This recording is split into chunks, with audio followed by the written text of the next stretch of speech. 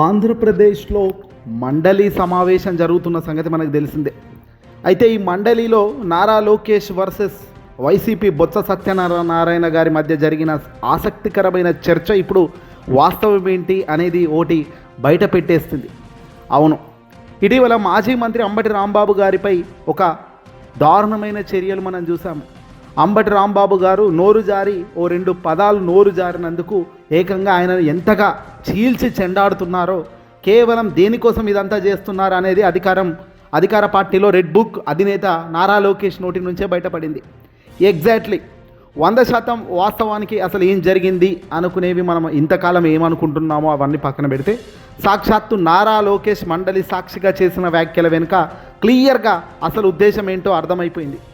బొత్స సత్యనారాయణ గారు చాలా గట్టిగా సమాధానం చెప్పడంతో వాస్తవాలు బయటకు వచ్చేశాయి.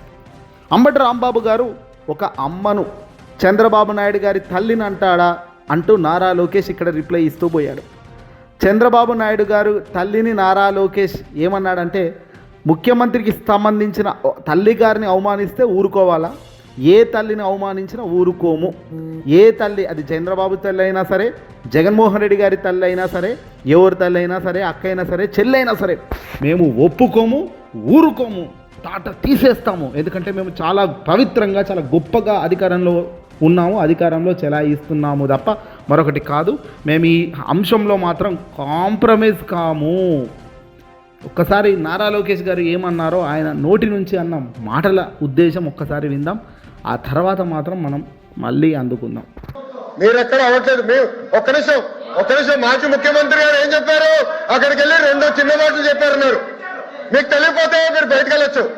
ఆయన ఏమన్నారు, 2 చిన్న మాటలు చెప్పారంట. ఒక తల్లిని అవమానం చేస్తారు, 2 చిన్న మాటలు ఉంటాయి మీకు, చిన్న మాటలు ఉంటాయి మీకు. సొంత తల్లి చెల్లిని గౌరవించడం మీకు అలవాట్లు ఎత్తవచ్చు. మాకుంది బాధ్యత, మా పైన ఉంది. ఒక్క మహిళ జోలికి ఎవరు వెళ్తే వదిలిపెట్టాం మేము. అది మాకున్న సంస్కృతి. అంతేగాని మీరు సమర్థించి ఎవరో క్షమాపణ అడిగారని, బాస్ ఒక తల్లి జోలికి వెళ్తే ఎవరిని వదిలిపెట్టాం. Take it from us. ఎవరిని వదిలిపెట్టే ప్రసక్తే ఉండదు మా దగ్గర. ఎవరి తల్లైనా, జగన్మోహన్ రెడ్డి గారి తల్లైనా కూడా, ఎవరి తల్లైనా, ఎవరి చెల్లైనా, ఎవరి అక్కైనా, ఎవరు ఒక మహిళ జోలికి వెళ్తే ప్రజాప్రభుత్వం ఎవరిని వదిలిపెట్టే ప్రసక్తే ఉండదు. అది మా గౌరవ ముఖ్యమంత్రి గారు చెప్పారు, గౌరవ ఉప ముఖ్యమంత్రి గారు చెప్పారు. మేము ఎవరిని వదిలిపెట్టాం, ముందు మీరు చూస్తారు కదా. అది విన్నారు కదా. ఇక్కడ ఆంధ్రప్రదేశ్ మాజీ ముఖ్యమంత్రి వైఎస్ఆర్సీపీ పార్టీ అధినేత జగన్మోహన్ రెడ్డి గారు అన్న 2 మాటలు ఏంటి? పదే నారా లోకేష్ మండలి సమావేశంలో అంబటి ఇష్యూలో జగన్మోహన్ రెడ్డి గారు అంబటి పరామర్శలకు వెళ్ళినప్పుడు అక్కడ సుదీర్ఘంగా ఆయన మాట్లాడారు, చర్చలు జరిపారు. కానీ ఎక్కడ ఏది పట్టుకోలే నారా లోకేష్. కేవలం నారా లోకేష్ అంటున్నది ఏంటంటే, అంబటి రాంబాబు ఏదో నోరు జారాడు అని, ఏదో 2 మాటలు అన్నాడు అని మాత్రమే ముఖ్యమంత్రి స్థాయిలో, మాజీ ముఖ్యమంత్రి స్థాయిలో జగన్ అన్నాడు. అలా ఎలా అంటాడు? ఒక తల్లిని అంటే అలాగే అంటారా? తల్లినన్న మాట 2 మాటలు ఎలా అవుతాయి? అది పెద్ద మాట, చాలా పెద్ద మాట అంటూ నారా లోకేష్ చెప్పుకొచ్చారు. ఎస్, ఆంధ్రప్రదేశ్ ముఖ్యమంత్రి కుమారుడుగా నారా లోకేష్ చెబుతున్నది వాస్తవం. ఎవడైనా సరే ఒక తల్లిని, చెల్లిని, అక్కను, ఇలా సొంత వ్యక్తులను ఎవడైనా దూషిస్తే మాత్రం మన టెంపరిక మన చేతిలో ఉండదు. ఇది వాస్తవం, ఇదే వాస్తవం. ఇదే అంబటి రాంబాబు ఇష్యూలో కూడా జరిగినది. ఈరోజు అంబటి రాంబాబు గారిని ఏకంగా అంబటి రాంబాబు గారి నోటి నుంచి ఆ మాటలు అనాల్సిన పరిస్థితి వచ్చింది కూడా అందువల్లనే అన్నది నారా లోకేష్ మర్చిపోవడం బాధాకరం. అసలు మొదట నారా లోకేష్ గారు గుర్తుపెట్టుకోవాలి, అంబటి రాంబాబు ఆ 2 పదాలు అనేక ముందు, ఒక 1 మినిట్ ముందు ఏం జరిగింది. అంబటి రాంబాబు గారిని సాక్షాత్తు ఒక మహిళ అదే బూతుల మాటలతో రెచ్చిపోతూ, అరే భయపడుతున్న వారా డాష్ డాష్ డాష్ అంటూ చాలా అతి వేగంగా బూతులు తిడుతూ తనను వెంటాడుతూ కర్రలతో కొడుతూ పోతున్న వైన్యం నారా లోకేష్ కంటికి బహుశా కనిపించలేదా? అంబటి రాంబాబు తన పని తాను చేసుకోవడానికి వాహనంలో వెళ్తుంటే అడ్డుకొని కర్రలతో నిలబడి అదే కర్రలతో అద్దాలు బాగలు కొడుతూ, నిన్ను చంపేస్తాంరా నా కొడక డాష్ డాష్ డాష్ అను 100 మంది ఎగబడుతూ తిడుతూ తల్లిని దూషిస్తున్నప్పుడు, ఆ చెల్లిని దూషిస్తున్నప్పుడు, ఆ కుటుంబానికి సంబంధించిన అక్కలను, అన్నలను అందరినీ దూషిస్తూ బూతులు తిడుతున్న తెలుగుదేశం పార్టీకి సంబంధించిన మహిళలు ఆ మాటలు బహుశా అనకపోతే అంబటి రాంబాబు గారు తన టెంపర్ను మిస్ అయ్యుండే వాళ్ళు కాదు కదా. అంబటి రాంబాబు గారు ఆ టెంపర్ మిస్ అయ్యాడు అంటే దాని అర్థం ఏమిటి? తన సొంత మనుషులు ఏదైతే నారా లోకేష్కి ఈరోజు అంత రగిలిపోయి కోపం వస్తుందో, నా చంద్రబాబు నాయుడు గారి తల్లిని అంటావా, నేను వదిలిపెట్టా అని ఏ రకంగా నువ్వు అనుకుంటున్నావో అదే రకంగా అదే మాదిరిగా కాన్ఫిడెన్స్ నీ మాదిరిగా హుషారుగా అంబటి రాంబాబు గారు బహుశా ఆవేశం పడులు ఉన్నాడేమో. అందుకే సేమ్ ఇప్పుడు ఆ మండలిలో నారా లోకేష్ ఆవేశం ఏ మాదిరిగా అయితే ఉందో అదే మాదిరిగా ఆవేశంతో తన తల్లిని అంత దారుణమైన మాట అంటుంటే అంబటి రాంబాబు చూస్తూ ఎలా ఊరుకుంటాడు? ఏ రక్తమైనా ఊరుకోదు, అది ఏ కుమారుడైనా సరే. ఆ టైంలో ఆ టెంపర్ అనేది లూజ్ కాక తప్పదు. లక్షల మంది మనల్ని కొట్టడానికి వచ్చి అందులో బూతు పదాలు గట్టిగా మహిళ నిలబడి తిరుగుతూ పోతుంటూ మాట్లాడితే అందులో మాట్లాడిన మాటలే అంబటి రాంబాబు గారు మాట్లాడారు. కానీ ఇక్కడ మాత్రం ఆ మహిళది తప్పు లేదట నారా లోకేష్ దృష్టిలో. తెలుగుదేశం పార్టీ వాళ్ళు కర్రలు పట్టుకొని కొట్టడానికి పోయిన విషయం నారా లోకేష్కి ఇబ్బంది అయితే లేదు.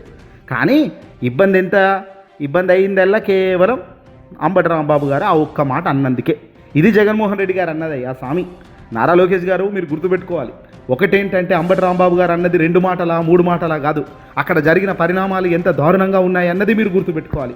ఒక తప్పుడు సాంప్రదాయాన్ని మీరు కావాలని సృష్టిస్తూ నడిపిస్తున్నారన్నది మీ హావభావాలు చెబుతున్నాయి, మీరు మాట్లాడుతున్న తీరు చెబుతున్నాయి. మండలి సాక్షిగా ఇది బట్టబయలైంది. నారా లోకేష్ వేళ్ళు చూపిస్తూ మాట్లాడుతున్న మాటల్లో అర్థమేమిటి? అధికార అహంగా కనబడడం లేదా? అధికారం నా చేతిలో ఉంది కాబట్టి నేను నచ్చింది చేసుకుంటాను, నా తల్లిని నా తండ్రిని అన్నందుకు నేను విచ్చలవిడిగా నేను కొట్టుకుంటూ పోతాను అంటే ధర్మం కాదది, అది అవినీతి. ఇలా చంద్రబాబు నాయుడు గారు సాక్షాత్తు మీ తండ్రి గారైన చంద్రబాబు నాయుడు గారు, నారా లోకేష్ గారు తండ్రి అయిన చంద్రబాబు నాయుడు గారు ముఖ్యమంత్రి హోదాలో ఉన్నప్పుడు, ప్రతిపక్షంలో ఉన్నప్పుడు, మాజీ ముఖ్యమంత్రి హోదాలో చంద్రబాబు ఉన్నప్పుడు జగన్ గారిని నీ పుట్టుకే తప్పుడు పుట్టుక అన్నప్పుడు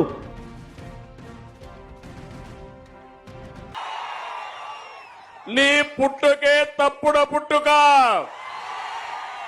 నీ బుద్ధి ఒక్కర బుద్ధి.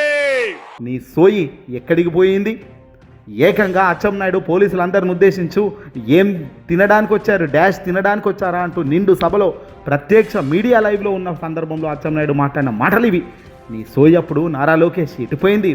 సొంత తల్లిని, సొంత అన్నను, సొంత తండ్రిని అన్నప్పుడు వచ్చే ఈ కోపం బహుశా ఎదుటి వ్యక్తులకు కూడా ఇంతే కోపం, ఇంతే సహనం ఉంటుందని అనుకోవడంలే కదా. అంబటి రాంబాబు గారిని బూతులు తిడితే తప్పులేదు, అంబటి రాంబాబు గారి ఇంటికి వెళ్ళి దాడి చేసినా తప్పులేదు, అంబటి రాంబాబు కార్లు బలగొట్టినా సపోర్ట్ చేయకూడదు. అంటే మీరు ఏది చేస్తున్నా సైలెంట్గా ఉంటే చివరికి మనిషి ప్రాణాలు తీసినా కూడా మౌనంగా ఉండాలి అనేటట్టుగా మీ అహంకారం కనబడుతుండడం బాధాకరం.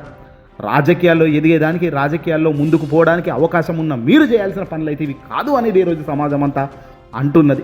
ఓ రోజు దీనికి సంబంధించి ఓటింగ్ పెట్టండి. కర్రలు పట్టుకొని నిలబడింది ఎవడు? అంబటి రాంబాబు గారిని కొట్టేందుకు ప్రయత్నం చేసింది ఎవడు?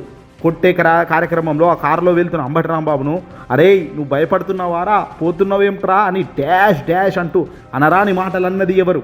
ఈ మాటలన్నది సాక్షాత్తు తెలుగుదేశం పార్టీకి సంబంధించిన మహిళా విభాగంలో ఉన్న మనుషులు కాదా? ఈ మనుషులు వెంటాడుతూ చీలుస్తూ ఆ మాటలు అంటుంటే తాను ఆవేశంలో నోరు జారి 2 మాటలు మాట్లాడి అది కూడా నేను మాట్లాడింది తప్పే అని చిత్తశుద్ధితో చెప్పిన వ్యక్తి ఏమో మీకు అంత పగలో కనబడుతున్నాడు. కానీ అతన్ని మాత్రం తిట్టిన వ్యక్తులు మాత్రం మీకు మంచి చేసిన కార్యక్రమంలో నిలబడ్డట్టు కనబడడం ఇది అత్యంత దారుణం.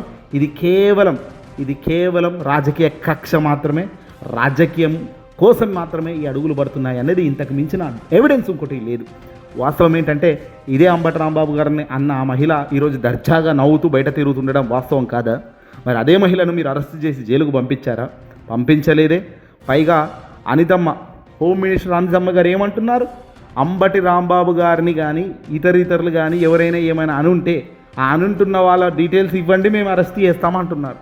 అంటే బహుశా అంబటి రాంబాబు గారు ఎవరు ఏమన్నారో కూడా వీళ్ళకి తెలియదు, కానీ అంబటి రాంబాబు గారు అన్నది మాత్రం వీళ్ళకి తెలుసు. పైగా ఈ నారా లోకేష్ పదే జగన్ను టార్గెట్ చేయడం మరీ విచిత్రకరం.